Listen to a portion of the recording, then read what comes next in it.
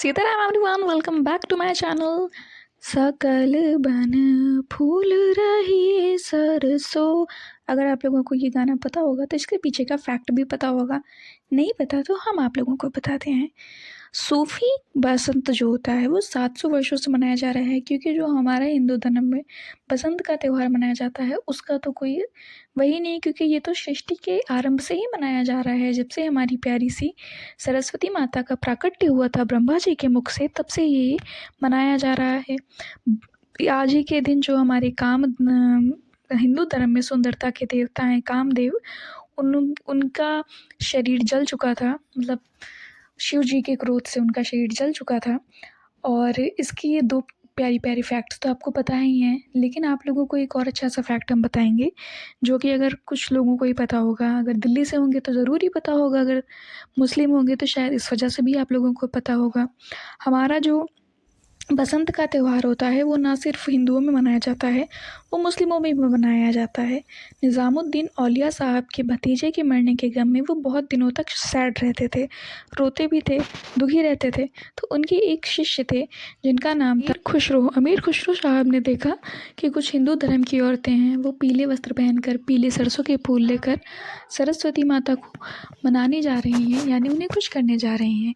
और आज भी हमारे हिंदू धर्म में पीले वस्त्र पहनना और पीले सरसों के फूल लेकर जाना, अपने ईश्वर को मनाना, ये हमारे बसंत का एक बहुत प्यारा सा रिचुअल है, जो कि सबको बहुत ही अच्छा लगता है करने में भी। ये रही हमारी प्यारी सी सरस्वती माता। लेकिन जब उन्होंने देखा कि ये अपने ईश्वर को यानी अपने आराध्य को प्रसन्न करने के लिए किया जा रहा है, तो वो जाकर पीले वस्त्र पहनते हैं, उन स्त्रियों से पूछते हैं कि ऐसा क्या किया जाता है, जानकारी लेते हैं, फिर अपने पीर के पास जाते हैं और उनके जो पीर होते हैं उनके सामने वो जाकर यही प्यारा सा गाना गाते हैं जो हमने आपको स्टार्टिंग में बताया था। वो इतने खुश होते हैं उनके पीर कि उन्होंने तब से ये परंपरा बना दी थी कि बसंत के दिन वो लोग भी सूफी बसंत मनाएंगे और पीले वस्त्र पहनकर उस दरगाह पर, अब तो उनकी दरगाह हो गई है, वहाँ पर पीले सरसों के फूलों की चादर चढ़ाएंगे और वहाँ पर कव्वालियाँ गाई जाती हैं। हमने कभी देखा तो नहीं है, बस इसकी एक स्टोरी सुनी थी, तो सोचा आप लोगों के साथ भी शेयर कर देते हैं, क्योंकि जो हमारी मोस्टली सरस्वती पूजा की कहानियाँ होती हैं सबको पता होती हैं, पर हमको लगा कि शायद ये कहानी आप लोगों को नहीं पता होगी। हमारे यहाँ भी बसंत की कुछ तैयारियाँ चल रही हैं, जो कुछ इस प्रकार हैं, क्योंकि ग्रैंड सेलिब्रेशन तो नहीं होता है, जो नॉर्मल पूजा पाठ हुई इसका क्लिप हम लिए नहीं। और हम गए थे खेत में सरसों के, और वहाँ पे प्यारा सा क्लिप भी लिया जिसको आपने स्टार्टिंग में देखा था।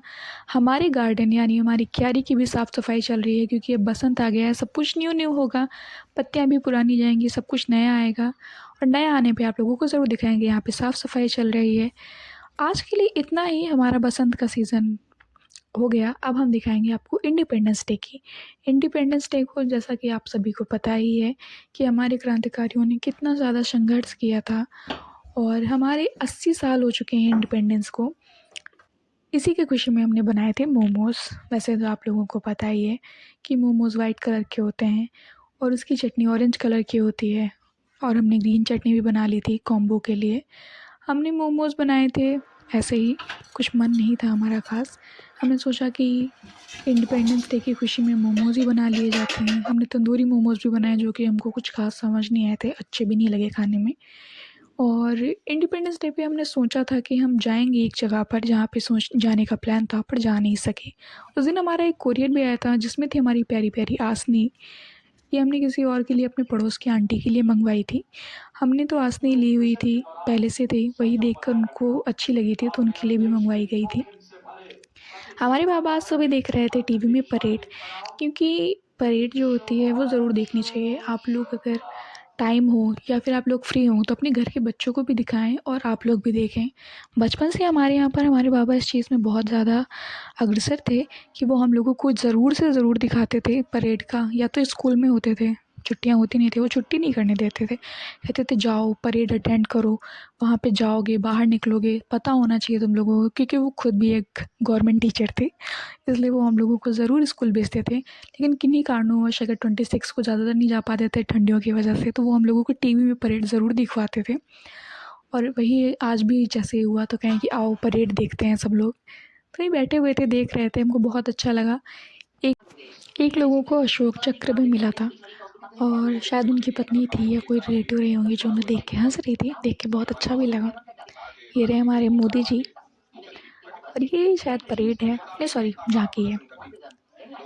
कहाँ की है ये हम नहीं बता सकते क्योंकि हम भूल चुके हैं। मणिपुर की है, मणिपुर की, हरियाणा की लिखा हुआ है पर हम भूल चुके हैं कहाँ की है ये झांकी। हम देखे थे उस वक्त। ये हमारे जो फ्लैग्स हैं इनको हेलीकॉप्टर की हेल्प से आसमान में लहराया जा रहा है। बहुत अच्छा लगता है ऐसे सीन्स को देखकर।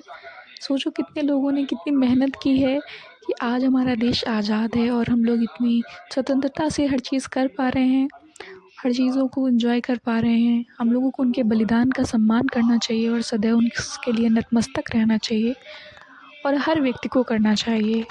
अगर आप हिंदुस्तान में रहते हैं तो हिंदुस्तान को आज़ाद कराने वाले हर उस व्यक्ति का एहसानमंद होना चाहिए आपको, जिसने अपनी जान की बाजी लगाई है।